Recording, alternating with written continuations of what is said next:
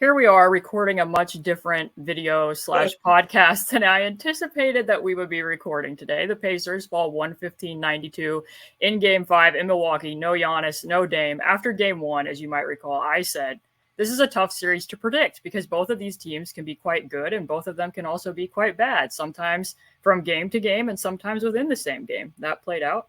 Also, in our last video, game 4, I said I kind of felt like this series was over because they didn't have a feasible way to switch without Giannis available. Turns out they found a feasible way to switch without Giannis available, or at least the Pacers made it more feasible for them to switch. Here to break it all down, Samson is back. Exactly how bad do you think that was? That was one of the worst games I've seen as far as like a team I have to cover in the playoffs. Total stinker. And even like, the Milwaukee Bucks fans found a tweet of mine and they all started dunking on it.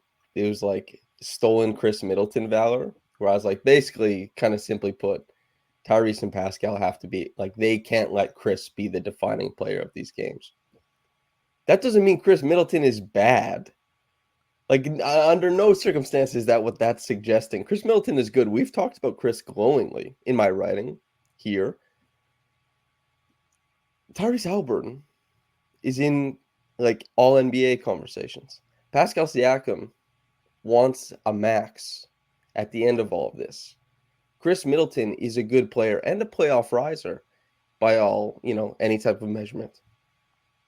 One of you two has to be the best player on the floor every night. You can alternate. A guy can take a game off, but the lack of punch from these guys who are supposed to be punch-y, woof. And then also, if you let Patrick Beverley run an offense, will Bucks fans get mad at me for saying like, hey, maybe you shouldn't let Pat Bev get his game off? I don't know. Lord, that game, I mean... Can I just say that I find it amazing that you've reached a level within Pacers Twitter that now Bucks fans have located you to dunk on you? You've really ascended here. Yeah. They're like, well, Chris Middleton, they just didn't find him outside of the arena. I was like, this isn't about Chris Middleton. This is about Pascal. This is about Tyrese. And it would be so much more fun. And I did have a lot more fun writing about Pascal or writing about Tyrese. Not so much fun that game. So by the numbers, the Pacers scored 102.2 points per 100 possessions in this game. Meanwhile, defensively, they gave up 130.7 points per 100 possessions in this game. Which end do you think was more disappointing, given the context of who was and who wasn't available? I think that the defensive end is a little bit more disappointing, but they're both very disappointing. This is kind of what we talked about a little bit, and we got to kind of gloss over it because of the Pacers hit threes. And I know there was some pushback to our coverage that maybe we went too hard because they won and, they played down and the Pacers will figure out a way. But I don't know. We got game 5 was pretty ugly. There was some indicators of what might be to come. But overall, the point is the Bucks are a better defensive team without Dame there. So it doesn't surprise me necessarily that they're able to like lock down a little bit more. I'm maybe of all the big names most disappointed with Pascal's approach in game 5 or ability to kind of create. But on top of that, the defense, like I said at the top, letting Patrick Beverley pick and rolls be your demise. You got to take a long look in the mirror, man. Like, guard your yard, a little bit of gumption, something like that. Stay in front of your man, please. Or at least, like, you can't cede that much downhill momentum. And then just, like, this is the game, in my mind, is Pascal and Tyrese are killing their dribbles a little bit too early sometimes, are getting crowded a little bit too often sometimes, and they're just not getting as deep as, like, a Patrick Beverley, Bobby Portis pick and roll. Hello? That can't be the case. Patrick Beverley can't get an over get deep into the paint, pump, pivot, create a wide open three, pump, take it down, get a little floater. Like this type of creation, the Pacers, you're the 6th seed. You're an NBA team. You're healthy. You're in the playoffs. Bobby is better than people think for sure. Patrick Beverley is an enigma at times. Chris Middleton's a very good player. It just can't be that though. There's gonna be a little pride there, is my sense of it anyway. Just to provide some context, I mentioned this for the listener to Samson before we hopped on here, and I said that there's no way that you can get beat if you're Tyrese here and off this pick with Pat Connaughton as the ball handler. He's going to peel, and Andrew Nembhard's going to next it from the next nearest defender. He's going to jump switch on. If you're going to peel, you cannot then also get beat on the peel by Patrick Beverley and have him bully you to the rim. This is what led to the demonstrative too small, which I still find icky. So I cut it off from us having to watch it here. But defensively, that has to be better. The only issue that I probably have with it a little bit is I don't know to what degree Tyrese Halliburton's back is limiting him at either end of the floor. I will say that as far as the drives go, he only had 10.9 drives per 100 possessions in this game. And I think that had somewhat to do with defensive adjustments that the Bucks made, but also that can't be the number. The Pacers as a whole had fewer drives. They did not score points off of those drives, given what the defensive adjustments were. I think I probably land on the offense actually being more disappointing because I'm probably more jaded than you are and that I've come to expect these types of defensive performances every so often. And also, there is to a certain extent that, like, if the Pacers are going to get beat on Bobby Portis turning around and making face-up mid-range jumper after face-up mid-range jumper, I suppose I might be willing to live with that a little bit, though that contradicts what I said on the prior podcast. It's different for me to let Bobby Portis get that one-on-one than what they were doing in the prior game against Brook Lopez in the post, against Chris Middleton at the nail. Could Pascal have been making him feel him more? Absolutely. Like during the small ball versus small ball lineups, I tweeted at the time, I was like, they're probably going to have to go back to a rim protector at some point in time because you cannot be letting Danilo Gallinari and Bobby Portis be splitting between double teams and still getting to the rim because you're not actually making body contact and making them feel you at all. And as it turns out, they did go to Isaiah Jackson in the third quarter, and those minutes were not any better. Isaiah looked like he was pretty far in over his head after having not played in very many games here. But I tend to lean more towards the offense because I guess I didn't expect the Bucks to find a way to actually be able to switch in these games, and they did. So just to provide context for the listener, they end up pretty much switching everything. If Brooks involved in a screening action, they go switch to blitz. Otherwise, they were trying to keep him low as much as possible. They come out after halftime, unexpectedly to me, do the cross match that I've been bringing up just in the reverse with Brook Lopez guarding Aaron Nesmith, Brook Lopez guarding Ben Shepherd, and then they're just scramming out all the mismatches. So it really wasn't just as easy as like, hey, Pascal has a mismatch, Miles has a mismatch, throw the ball there. It was a little bit more complicated for them to navigate. They toyed with that, and the Pacers looked completely unprepared for it. They weren't, I guess I like what you brought up there and said whenever you were like, well, the Pacers do have somewhat of a history of this. They certainly do. I mean, they made it harder on themselves to get into the playoffs because they played back-to-back games against the Brooklyn Nets, wrecked the Brooklyn Nets in the first game, then came back, went to Brooklyn, and ended up losing that game against the depleted team when they needed to get that win in order to punch their ticket to the playoffs. And this is the exact example that I would give because sometimes when I was watching them last night on offense, it was kind of like when you'd get assigned to read a textbook. You'd go home to do your homework, you'd get to the bottom of the page, and you'd be like, well, I just read all of that, but I have no idea what I just read. I didn't read it for comprehension. I just read words on a page, and that is what the offense looked like. So just to compare to that game against Brooklyn, very common play that the Pacers run, Pascal coming up out of the corner to screen for the ball with Tyrese. He has a switch there against Dennis Schroeder. Jalen Smith doesn't even look at him to feed that in, just reverses it around because the set play that they are running is to then set a stagger for Aaron Nesmith to cut to the opposite wing. So he's going to cut off of Pascal, cut off of Jalen Smith, and get it there.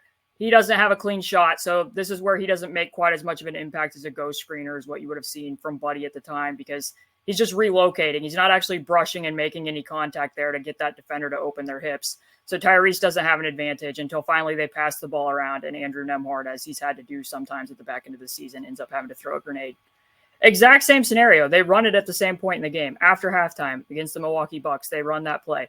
Pascal gets a switch. He clearly could be getting the ball here against Malik Beasley. Miles Turner does not even look at him, quickly reverses the ball. They're going to go set that stagger for Nesmith, and then Andrew's like, oh, wait, Tyrese pointed. There actually was an advantage there, only it's a terrible angle to throw a reverse entry pass. Shouldn't be going there. And that's what I said. Like, a lot of the times in this game, it felt like they were getting in their own way and they weren't fully making the reads. They were just opening browsing windows, opening them, closing them, getting to the bottom of a textbook. And it's like, well, I read the words, but I didn't actually read them for comprehension.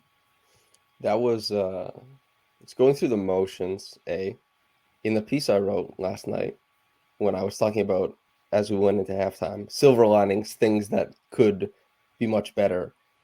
As halftime started, I immediately typed, never mind, silver linings are dumb. Not only do they look away from, I think, inherent advantages at times. I wrote this for game 1. 2, sometimes it seems that the Pacers think that a system creates advantages, not players. And that's harder to do against a switching defense because the system goes out the window. Exactly.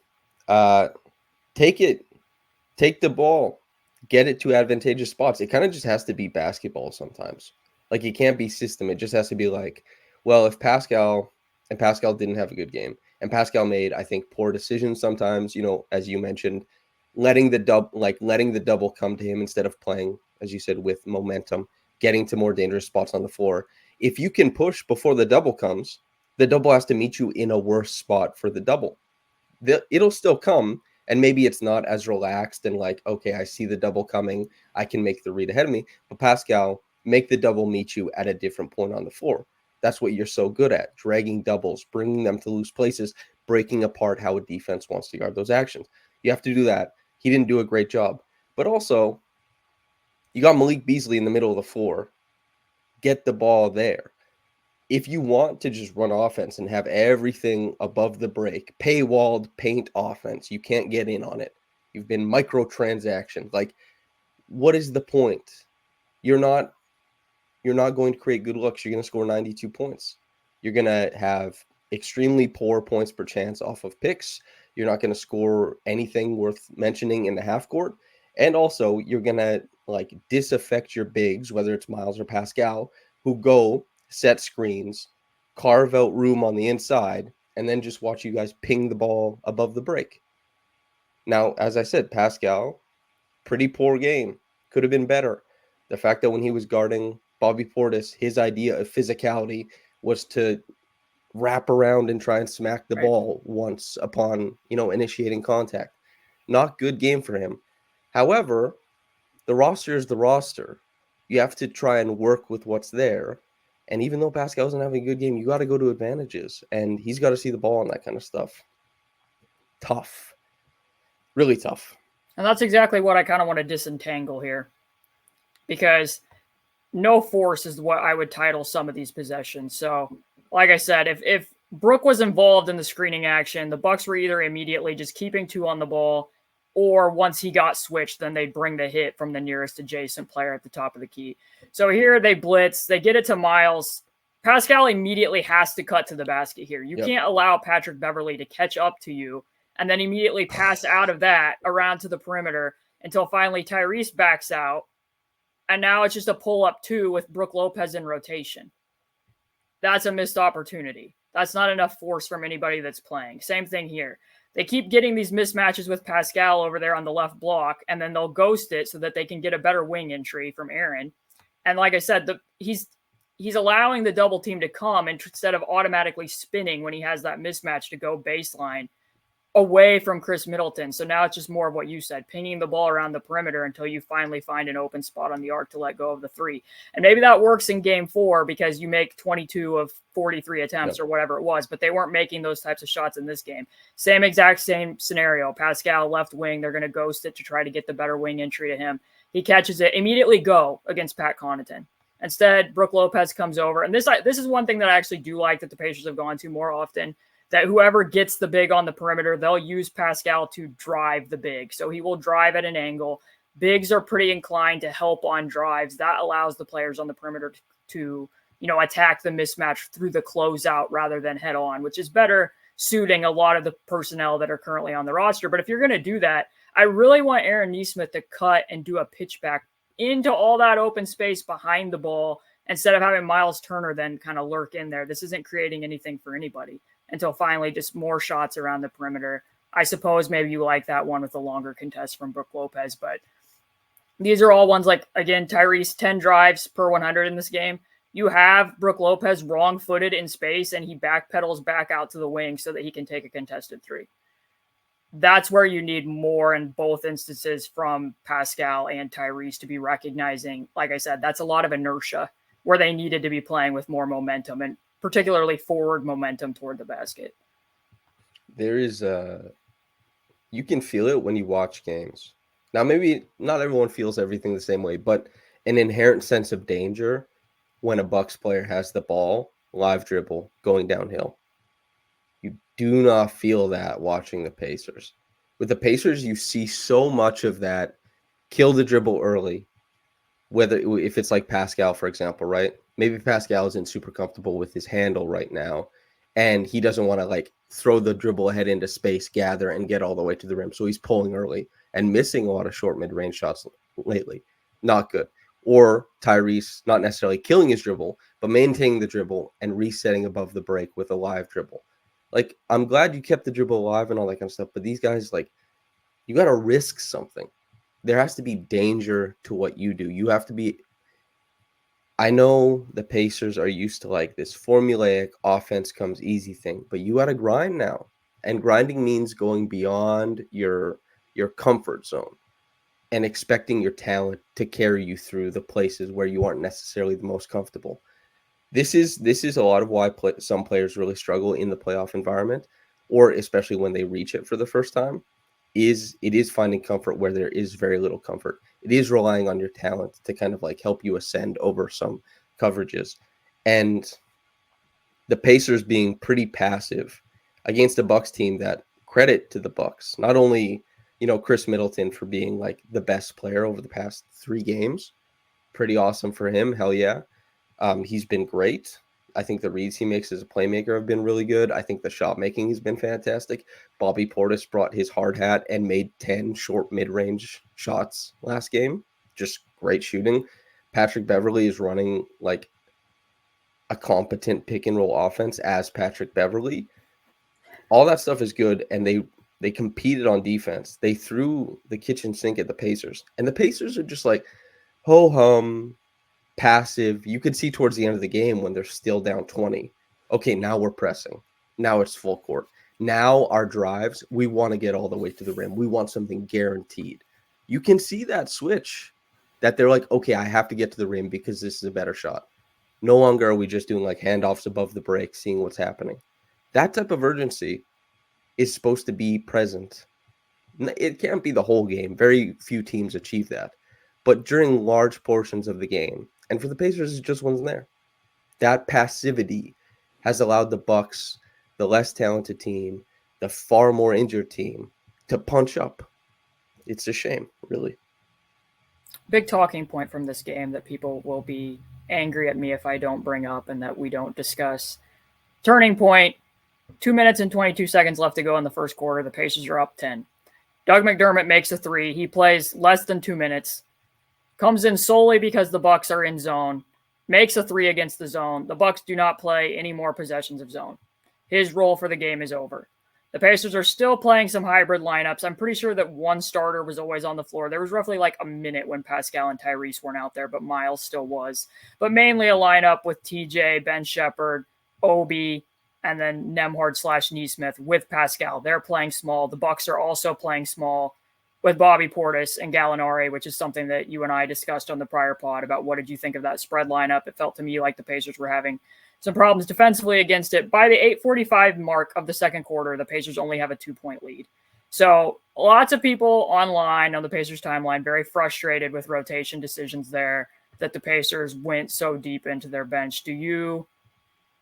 How much blame do you assess to the rotation for exactly what went wrong last night? I think I'm easier on coaches than most people who I do work for.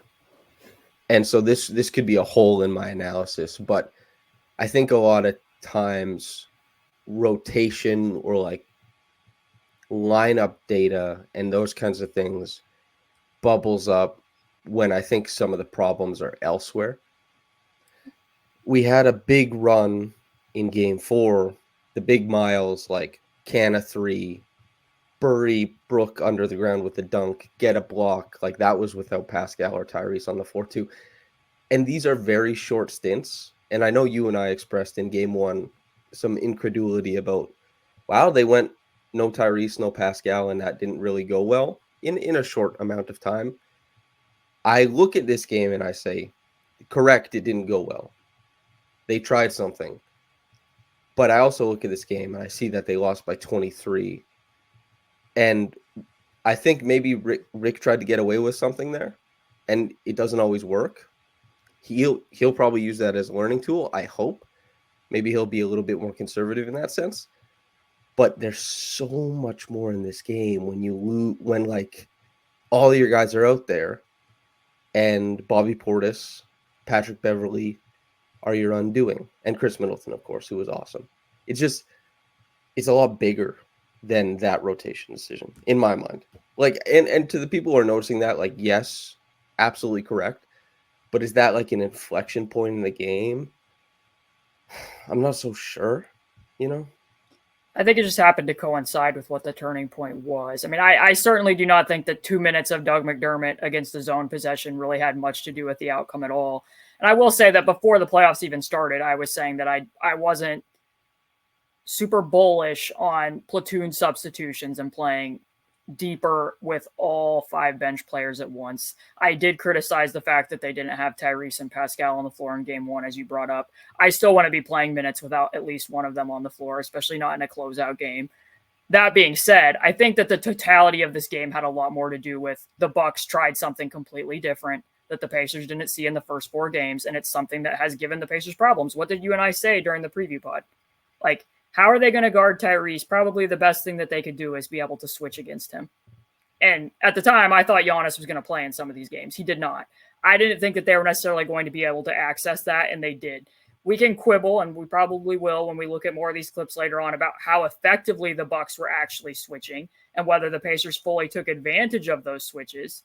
But it was a change, and that I think it's more important to ask, what was limiting a bench that led the NBA during the regular season in points per 100 possessions that was highly effective, that they're now not being able to get as much production out of those players as a grouping? And also, what were the Bucks doing that perhaps limited that? The Gallo minutes, it's the year 2024, and he was plus 13 in this game. Yeah. Like, it felt very much to me like they needed to play with a rim protector. And like I brought up before, they ultimately did in the second half, and Isaiah Jackson didn't really look ready to meet the moment at the time when they tried him, which that made sense to me because he's the more mobile of the bigs. If you were going to need to switch everything against a switch everything lineup, it seemed feasible that he would be able to do that. But then Bobby Portis kept up with the bullying against him, just like he was doing against Pascal and whoever else checked him. So they weren't solid enough with the double teams they were sending in those minutes when Gallo and Bobby were getting mismatches. The execution wasn't there. And then more than anything, they were switching out against TJ and really taking away baseline, which a lot of NBA teams won't sell out that hard on baseline because what you might risk giving up under the rim.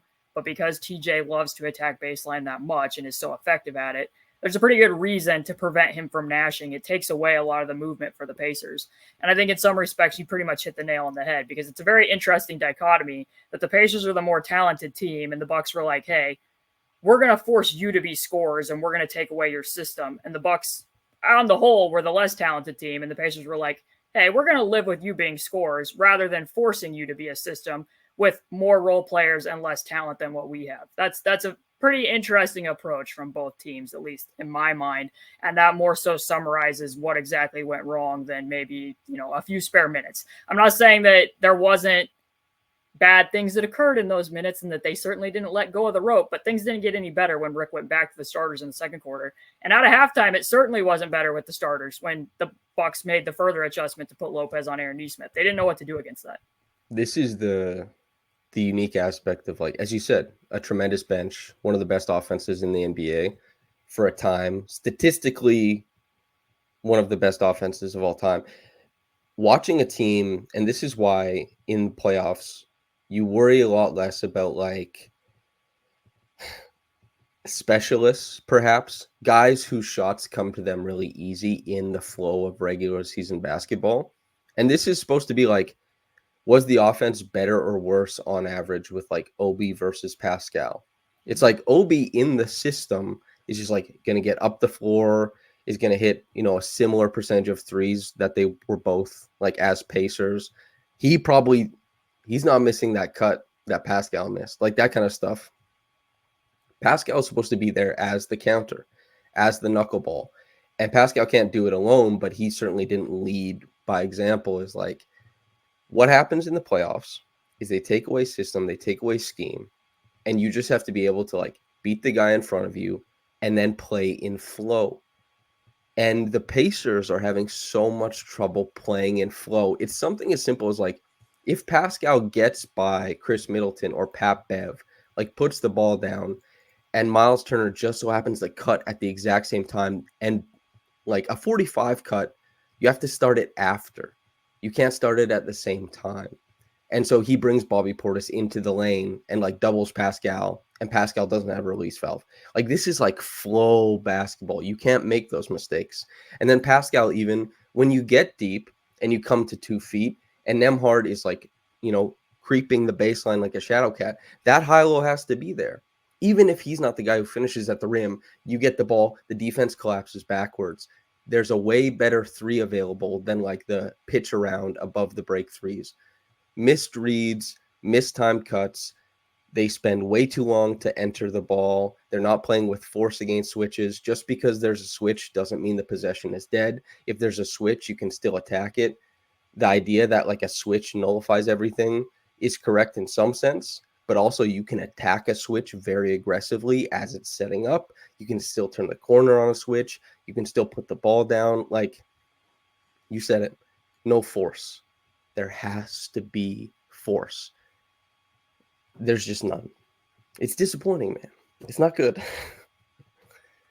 And the thing is that they've prided themselves all year on the fact that they play random. Rick Carlisle has talked about it. Like, I don't want to call a lot of sets. I that's my preference not to, that we don't need to. I've physically watched them play, go through their flow game where, yes, they're running an initial action, but I'm watching them. Okay, when that's gone, what do we get to next?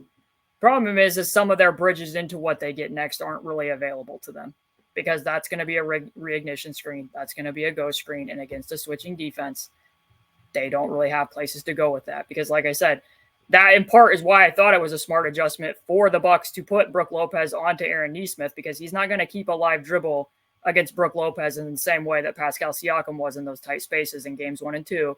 And also, if you're going to use him and be like, hey, let's go set another screen. Let's help Tyrese get a little bit of momentum, as I showed in those prior clips. He doesn't often brush up against anybody when he's setting the quote unquote non-contact screen. He's not forcing anybody to open their hips. He's just making a loop around it. And yes, you're creating a wider gap, but you're not creating any type of friction to help that person on ball do anything. So you have to find other ways to do it. And they have, like with Pascal driving the big, they found other little wrinkles all through the season. They didn't really get to them with any consistency last night. And then like what you're saying with the mismatches, that was something that I pointed out at halftime. I was like, they got to start smashing some of these to some degree. But then you watch it and it's like, okay, well, here's Obi Toppin and Patrick Beverley's fronting him. Who's attacking the switch? Is it the on-ball player who's going to drive Gallinari, or are you trying to attack it interior-wise with Obi and Patrick Beverley? Because this isn't doing anything for anybody. And I'd really like to see, quite frankly, Pascal go set a flare right here for TJ when he gets off the ball. He can then slip that flare, or it's going to open the backside and you just be able to throw a lob to Obi. Like there's too much of the time where it didn't seem like half the floor knew what the other half of the floor was doing until it just ended up in a late clock 3. Same thing here. Like, you have to feel for Miles Turner. I don't know how many times I saw in the third quarter where it looked like, his soul was being sucked out of him when he's fighting against Chris Middleton, which is his primary matchup because of what the Bucks had done with some of the cross matching, and he doesn't touch it. Like, he's being very active on a lot of these possessions, just like right here. He dives hard against Chris. He goes establish his position. Pascal points like, hey, give it to him. And Tyrese just reverses it. And you can see how frustrated Miles is again because he doesn't touch it. Like, this is multiple times here, even reverse it to Pascal. Like, this should just be a quick wing entry. That's Miles against Pat Connaughton. Just drop it in there. And instead it's dribbling into 3 bodies at the rim, which I understand, like, take the ball to the basket. The drives weren't there, but there was opportunity to be throwing it in here. Miles has done more effectively against switches this year. His numbers are pretty good in the post in those situations. There was 2 or 3 times where he did score against Chris in these games. I don't know why the ball couldn't continue to find him, but This is where we're at. Sometimes it's no force. Sometimes it's not recognizing where the advantage are. Sometimes it's not pairing actions with other actions that are going to help you clear out where some of the help was, because they were shrinking pretty aggressively behind Gallinari, behind Bobby Portis when those switches did happen. It's tough to thread the needle sometimes between like force and intention, because, and especially as we say, it could come off a little bit hypocritical when I watched that game last night and I'm saying like, put the ball down, get to dangerous spots. And then I watched TJ play with as much force as a person can. And I'm like, not like that, it's tough to find the perfect line. And, I hate it because this is the type of series that gave birth to like a 4-year-long discourse that versatile defense is the switching one.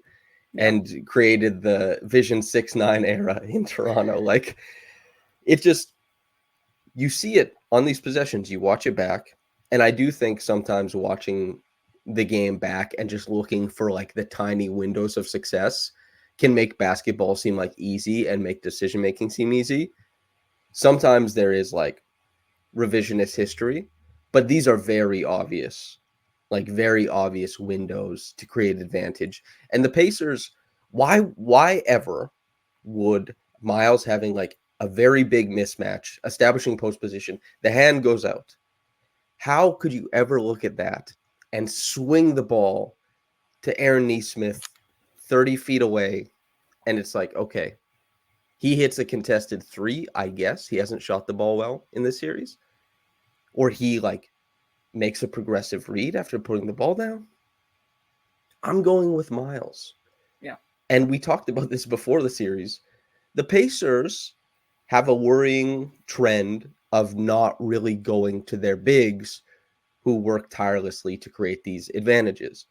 And it's going to disaffect these guys. Miles was a rock star the past couple games, and he did it on the system's terms with three-pointers. So maybe feed into that. The guy's been a rock star. Let him do it in his own way a little bit more so this time around. Like, let him get a touch. Why just in the hands of guards? Why that? Give it to Miles. He just hit like 11 threes over 2 games. I get it. That's the way you want to play. You want him to be, rotating above the break, cashing triples. That's great. It's fine. But also, he's a big dude, as you said, statistically has been able to score against switches in the post. Let the big dog eat, maybe, every once in a while. Like I said, credit to him because he did continue diving in there and fighting for position when he really wasn't touching it during that stretch, especially at the beginning of the third quarter when stuff really started to unravel there. But there is another element to this because I completely agree with what you said about, switching being equated to just being versatile. And we've talked before about the Raptors. It's like, you have versatile players, but not really scheme versatility. Literally all you can do is switch. But this is in part why I wanted the Pacers to do this on the reverse side so that they could be switching ball screens and having Miles as a passive presence around the rim because that's what the Bucks achieved. They weren't just flattening out the actions with the switches. They also had Brook Lopez parked in the paint off of Aaron Nesmith. Like, that's the extra element of it. That's what they needed to be able to achieve. And I credit that that Doc was really willing to chance doing those two things. But I do want to talk a little bit because of that about your overall opinion of some of the scram switches. So I tried to gather as many of these as I could for the listener, the viewer, whatever we want to say. Like Pat Connaughton was on Miles, Chris Middleton jumps on it. And from my eye, what I've noticed this season, and typically Tyrese is very good at it, if they face a scram switch, almost always how they're going to attack that is through the skip pass to the opposite side of the floor, and they're hoping they can beat the timing of it. Which, as it turns out here, Bobby Portis wasn't actually the player that scrammed out the mismatch. Chris Middleton was there from the ball side corner. Obi ends up traveling here. His game isn't really, attacking off the dribble and creating from the corner. But there again, Brook Lopez scrams that out against Pascal. Now they're throwing a skip pass to Aaron Nesmith. It's getting reversed. Andrew goes and sets that screen for Tyrese to get to 2. Like, it's pretty much over and over again where they're throwing the skip or they're just throwing it to the corner here because Brook has already scrammed that one out against Miles. I guess before I run any more of that, what is your general thought about attacking scram switches? And do you prefer to get the ball filtered to the opposite side of the floor? Especially it's mostly going to be in the hands of Obi Toppin, Aaron Nesmith, maybe Ben Shepherd is who's going to be over there versus you're not getting the same amount of looks and touches for Pascal, Miles, Tyrese. Like, what is something that you would have been doing against that? Or maybe you like that. Maybe you think that it's good that they're reversing it and getting you to defend both sides. I think objectively the reverse is like, that's good basketball. Like Tyrese picking up on that, but the pass has to be very accurate, because when you're expecting to beat a team via catch and shoot threes or the ability to attack closeouts, which is not like, that's tough. That's tough. That requires a lot. Then you need to start maximizing like where the guy's catching it, shot preparedness, all this kind of stuff. And the Pacers maybe have been a little bit lackadaisical. Like, that's the thing. It's a 5-man action when you start including this kind of stuff. It's a 5-man action because like Obi being being ill prepared for that, traveling. Neesmith, I think he's shooting like 32% on this series. We've seen many games during the regular season where it's like a pump and go is something that Neesmith has been able to bring out. This kind of stuff, it requires more intention and it requires more preparedness from the guys on the weak side. And I haven't seen that much of that. And that's disappointing, like a lot. But I think that's probably statistically the best play. But if you're 5 games deep in a series and Aaron Neesmith is 32% and Obi Toppin, despite having these really nice pop-off like runs of play during these games, altogether still is not going to be like in the half court, a guy who's bending and breaking defenses. Maybe you have to be a little bit more intentional about your strong side stuff. That's, I think they probably, if the Bucks, you have to imagine game 6, they're doing a lot of the same stuff because the Pacers, they didn't play well at all. You might have to look at getting like a little bit more structure on the strong side to create counters on the close side of things. And that's where I probably land, because it goes back to what I said in comparing this before, that the Pacers pretty much let the Milwaukee Bucks be like, hey, you're the more talented team and we're going to have you play more often. Through role players, you're going to have to create off the dribble or do other things in these spots. And I don't think that's ideally what you want to do in a closeout game. And in defense of the Pacers, this was different than what they had seen the prior 5 games. I doubt that. I mean, I didn't expect it. I sat on a camera in the last game and was like, I don't think they really have a feasible way to switch. And then they found one. So I can't really sit here and be hypocritical criticizing them for not being fully prepared for it. In game 6, you would hope they would be. I think it's interesting because you very much typically point out like, hey, Obi wasn't really ready to catch that pass, or like different player tend to stack pick and roll. And they switch it, the ball screen element of it. Typically what the Pacers would do earlier in the season when Buddy was the stack screener is force that big to have to immediately defend another action. So Brooks going to scram that out. You can see that he's getting ready to scram Patrick Beverley over to Aaron Neesmith. I'd much rather just see that Tyrese goes and ghost screens Bobby Portis right now for Andrew, and he leaks out to that opposite wing. So you're forcing that on-ball defender to automatically have to do something right away.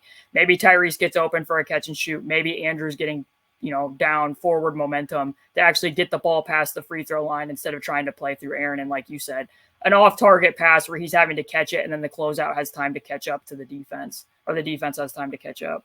Likewise, like right here, sometimes I wonder with NBA teams, especially when these scrams are happening on the strong side, why doesn't Miles just flip around and pin in the scram so that Aaron's at least catching this with open space? He could potentially be shooting an open 3 there rather than, hey, this might be a wing entry for Miles on a post-up that really isn't going to be advantageous against Brook Lopez. They don't even look for that, and now it's Aaron trying to create off the dribble against Patrick Beverley, and it's, a drive to nowhere, which Andrew does end up spraying that out. That's not a terrible shot from Tyrese over on the weak side once that actually develops. But a moment, Andrew's been awesome. Mm-hmm. Andrew, if there's any player who's above his head, Miles and Pascal, the totality of the series, like you look at the stats, Pascal definitely been underwhelming recently, but like 23, 9-4, Miles 22, almost 8-3. Like Pascal's had like 2 turnovers the whole series, maybe. They can still be better, and they've been so disappointing lately. Well, more Pascal than Miles, but Nembhard is the guy who I've been so impressed with, putting the ball down, getting deeper, and especially the shot making too, because it is kind of like his 3-point shot is a bit of a linchpin. He's at 47% on the series, Congrats to him. He's making push shots in the lane. If the rim is available, he's pursuing it. And like there's a handsome amount of playmaking here, and with very little turnover downside. It's just, yeah. You need better play across the board. And I do like that we're sitting here trying to figure out from like the structural standpoint, like how do you get around this? But this might sound stupid because we spend a lot of time doing this. Some guys just got to play better, you know? Yeah, I mean, and there are some inherent advantages there, right? Because Andrew's drive numbers are higher than Tyrese's. Currently, he's not the player dealing with the back spasm and constantly putting the apparatus on himself every time he comes out of the game. But also, he's drawing the weaker assignment. And like when they're running that stack pick and roll and he gets that switch, Andrew's not very likely to create space for himself with a pull-up three and the way that Tyrese would. And that's in part why I like that wrinkle and that counter of just forcing that on-ball defender to have to defend another action because of what you just said. He is the person that's getting downhill and has more advantages to get downhill right now versus, you know, reversing it and playing through the weak side corner through Aaron. And it's similar here too, because Isaiah has a switch there against Patrick Beverley and TJ backs it up against Gallo. Nobody's still giving it to him. And now Bobby Portis has scrammed that out. And Tyrese, like at this point, it's like, I want you to attack the switch with the spacing. Flatten this out, get everybody to the baseline, and just let Tyrese go at Danilo Gallinari in space. Instead, Tyrese does beat it. He gets all the way to the rim, and now we're watching TJ McConnell hoist up a three-pointer from the wing. Like that stuff, that's where it has to improve. And I do agree, like players can play better. I do think though that like I come from growing up and being like, hey, Dad, how are you going to put your player in a better position to score in this situation? Is there anything that you could have done to help this guy? And it's like in certain spots, it's like I've watched enough of Tyrese to know that's probably not what he's going to do against the switch. So how are you going to help him do something else against the switch? That's the coach isn't my players can't do this. It's what can my players do? How do I help facilitate that stuff? For sure. That's 100%. And that's a more conducive to success, I think, ideal too, to follow that is problem solving rather than being like me over here being like, come on, guys, what are we doing? But yeah, more of the strong side stuff I think is important. And also, as you said, like whether it's Miles, like, hey, turn this into a pin-in. There's some read stuff. There's some open play flow stuff that you see the Bucks nail a little bit. The Bucks are taking small advantages, mining those for larger advantages, and the Pacers are taking big advantages and perhaps mining them for smaller ones sometimes. That's a big inverse coming from one team doing that way and the other team doing it the other way. If we can talk about the Aaron Brook matchup just briefly, and that didn't last that long because I think Aaron ended up picking up either his fourth or fifth foul in fairly quick order, and then it became the Ben Shepherd Brook Lopez matchup. I think that you and I have talked about it in the past that there is somewhat of an inherent advantage, generally speaking, to sync off of fours in general, because if you're syncing off the four, that makes a lot of your weak side rotations easier, not having to X out as much. You can stay home. If you're the Pacers looking into this in the next game, there's things that Pascal can do with the center sagging off of him that Aaron and Ben Shepherd are not going to do. So how exactly would you combat that? Like when the ball isn't in their hands, when it's not being skipped to Aaron to have to do something against like the scram, and he's just standing there stationary with Brook clearing the lane or cleansing in and out of the lane. What's the play there? Everyone talks about this to some degree. What do you do if teams sag? Run a handoff with a guy who's dangerous coming off of a handoff, because are they going to defend at the level then? Or are you giving a guy space? And if you want to get Tyrese to space, that's a very inherent thing that you can do. Are they going to sag off, or are they going to start guarding at the level? But the only problem there is are you running a handoff with Aaron Nesmith? Like if Aaron's the player who the person's sagging off of, are you going to use Aaron as a handoff setter? Oh, sorry. I thought you were asking about Pascal. No, yeah. Aaron. I hate some of this reductive stuff, but Aaron has to shoot the ball. I hate it, but Aaron has to shoot the ball. So, better than 28%. You have to hope that it comes back around, because this is like playing off of guys. You either have the roster that can help facilitate this stuff, or you have stars who, like, no matter where they get on the floor, it's dangerous. No matter what they see, they're still getting to a spot they can control for their own volume because they're comfortable across such a wide array. Or you need role players who can help facilitate that kind of stuff. Like, this is Jokic in a lot of games is not necessarily very comfortable going north of 20 field goal attempts. Mm-hmm. However, Michael Porter Jr.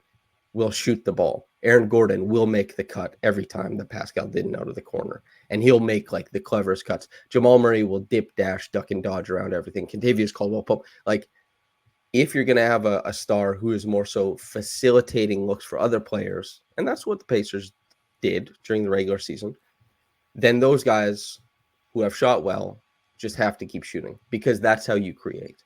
And Pascal is supposed to be the knuckleball. I expect game 6 to be better for Pascal. Still shooting 61% from 2-point range in this series.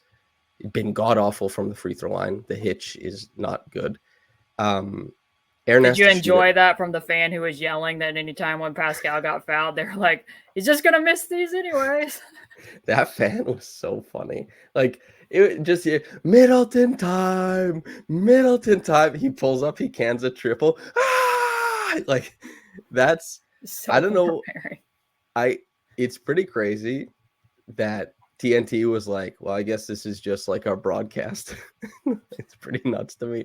But this might sound reductive, and I know we're looking for solves, but Aaron, 40% three-point shooter this season. Pretty good volume. You got to get him up. Like, if you had told me that you get the switch that we talked about, like, how do they figure this out with Pascal? And they're no longer doing that. They're doing it off of Aaron. The number one thing is you say, like, Aaron will hit some shots. The advantage is created. Aaron just has to shoot the ball. I know it sounds probably dumb, but, like, that's how I feel. You got to hit some shots. You got to take them. I just wonder how many shots it would take for them to adjust that, because I'm betting it's a pretty large number. Because if I were Doc Rivers, this is still what I would stick with. And in part, it kind of reminds me of the game that they played against the Clippers before Bruce Brown was traded, because after halftime, the Clippers counted and put Zubats on Bruce Brown. Bruce Brown is toolsier than Aaron Nesmith, certainly, as a screener, what he can do as a handoff operator. Unfortunately for him, he was dealing with knee stuff during December. And also, I found with the Pacers far more with the Nuggets that the ball came to rest with Bruce Brown too often, where sometimes he would need to quickly get off of it in those handoff situations, or he would need to put up a shot and he would think about it a little too much. And that wasn't really something you saw during the Nuggets championship run as much from him. That was damaging for the Pacers. Also, they put Zubats on TJ McConnell. The difference being with TJ McConnell and what you just said is they could be like, hey, let's run TJ out of the elbows. That will at least attach Zubats to him. And then you can just run a DHO, rise and fire target off of TJ. Maybe you get a keeper with TJ and he can turn the ball downhill. These aren't really things that Aaron's ever really been asked to do.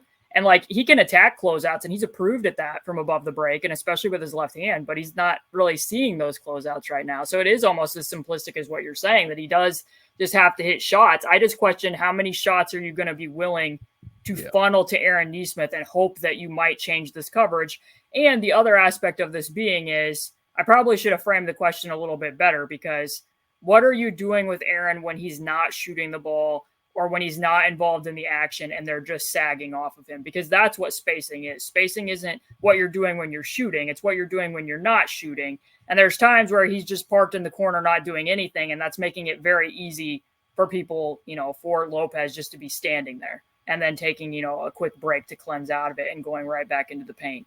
So for me, like, maybe I'm using Aaron to go screen Brook Lopez intentionally. He's just screening his own man. Tyrese can float back into that space behind Aaron Nesmith. Then you can use Andrew, throw the skip to Tyrese, and now we're attacking from the corner with your best player.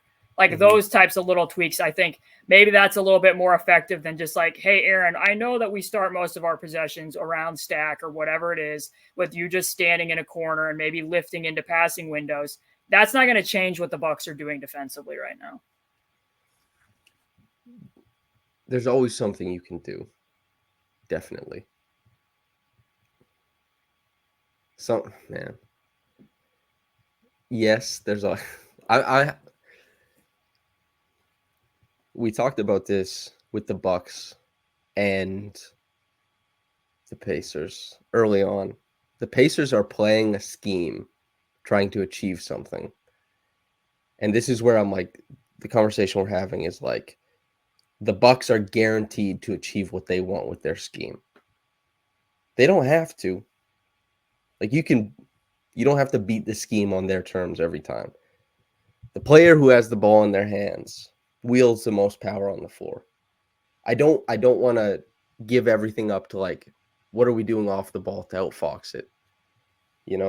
But certainly like the Pacers can find better timing on cuts. They can do more off ball screening. They can be more intentional with like their spacing. They can be more intentional with timing everything up. But yeah. Don't get me wrong. I think there's plenty of low-hanging fruit here, as we showed in the prior packages. That you play with more force, you find some of the mismatches that were inherently there before they started scramming them out, before they made the adjustment after halftime to put Brook onto Aaron and to put Brook onto Ben Shepherd. This game might not have ended up in the way that it did, because maybe then that makes the Bucks second guess some of what they were doing. And it is possible that maybe Aaron makes a couple of those shots and maybe it does make them think a little bit differently. The same way that Doug came in and made 1-3 against their zone and they never played another possession of zone. It's like, well, let's get out of that.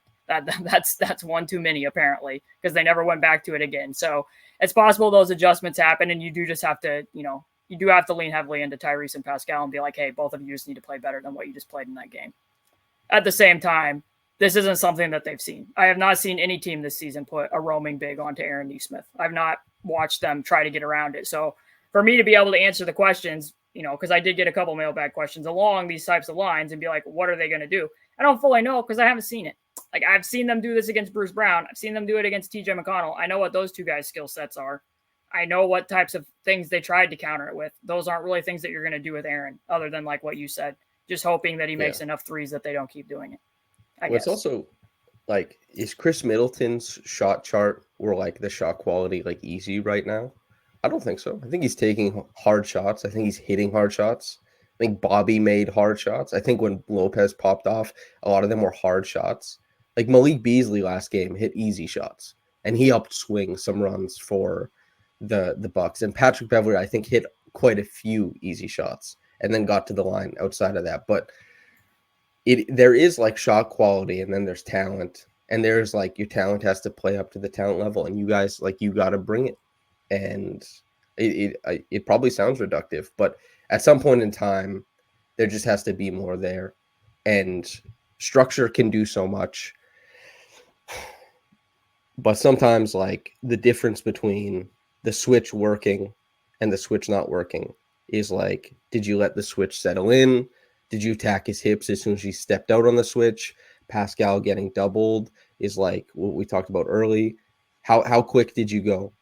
Did you bring the double like 5 feet lower, i.e. creating like a wider gap for a cut and less help at the rim? Or they have to help more at the rim and it created a wide open corner three. Like, structurally, things can be done for these guys, but also like the ball is in your hand. And when the ball is in your hand, you are the most powerful player on the floor to create defensive change, to create reaction to what you're doing. And structurally, things can be done. But there's more onus on some of these guys to like, you have the ball in your hands. And we're seeing it on the other end of the floor from players who do not have the fanfare or accolades that, Pascal and Tyrese have in particular. Is like, you got the ball, you got to make it work, man. Maybe I sound like, first take talking point over here. No, I mean, and I think it's completely fair. I mean, that's why I said I would title this as system failure and way too much inertia. That's mainly what it was. You took a system away, and then the Pacers played with too much inertia with their star players to get done where they needed to go. Yeah. And, you bring that up against Milwaukee. Milwaukee's going up against a much easier defense than what the Pacers were facing last night, as quite frankly they were. Like, and that's in part why, I mean, a year ago, I think you and I recorded a podcast about roaming bigs. I don't think roaming bigs are unsolvable, but I do think that there's a reason why it's trended upwards over the last year and why more teams have looked and done that. So I had such an awesome conversation with Steve Clifford, just talking about Jaren and talking about Rob Williams, where he was like, it's tough. And obviously, like, Steve Clifford is not, it's the Hornets. It's not the end all be all of, like, it's not high stakes solving it, but he's always been, like, really thoughtful and a great quote. And he was like, this is really tough. This is very tough to solve from the offensive standpoint. And yeah, I hate it. I sound like a jackass a little bit, but, like, sometimes the solve is shot making. I mean, that's literally the difference between these last two games, right? Yep. Effectively. Even though the Bucks did change things, that is the difference for what the Pacers were at. And credit to the Bucks, really. And to Doc, who has been memed upon for years and years and years. Pretty nice little adjustment here. Yeah. And to hold on to the one half of it until after they came out of halftime. Because they could have come out and done that from the beginning and then let the Pacers go into halftime and discuss, hey, here's some things that we're going to do there. And they waited until they didn't have the opportunity to talk about it. So another little area of gamesmanship. But did you have anything else that you wanted to bring up from this really, enthralling basketball game that I'm sure everybody wants to hear us talk about? No, I'm good. I want to talk about better basketball after game 6, and my fingers are crossed. Because also, if they have game 7, that means I'd have to do the game after running a marathon. Woof. That's probably not going to be good. I'll let you know that I, for the listener, I contacted somebody else to join us in anticipation that we were going to be previewing the next round. And they messaged me last night at midnight and let me know, yeah, I definitely want to do this, but how about both teams get there first? And then this morning, they're like, did you consider the fact that you jinxed this by thinking too far in advance? I'm like, it's entirely possible. To close it out, I think that is what I'll say. That's how I felt about this Pacer team since about December. Whatever I say yesterday probably isn't going to apply to tomorrow. Just classic, keep that in mind. Middle America arrogance from you, Caitlin Cooper. Exactly, yeah. So to everybody that listened to this and was able to stomach listening to this after you watched the basketball game, thanks for hanging out with us, and we will be back. At least I will be back after the next 2 games. I'll have to see who I sub in and out for Samson, depending upon what goes on and what the outcomes of these are, in case he's too fatigued after running his marathon to be able to hop on here. But I think that'll close it out. Thanks, everybody.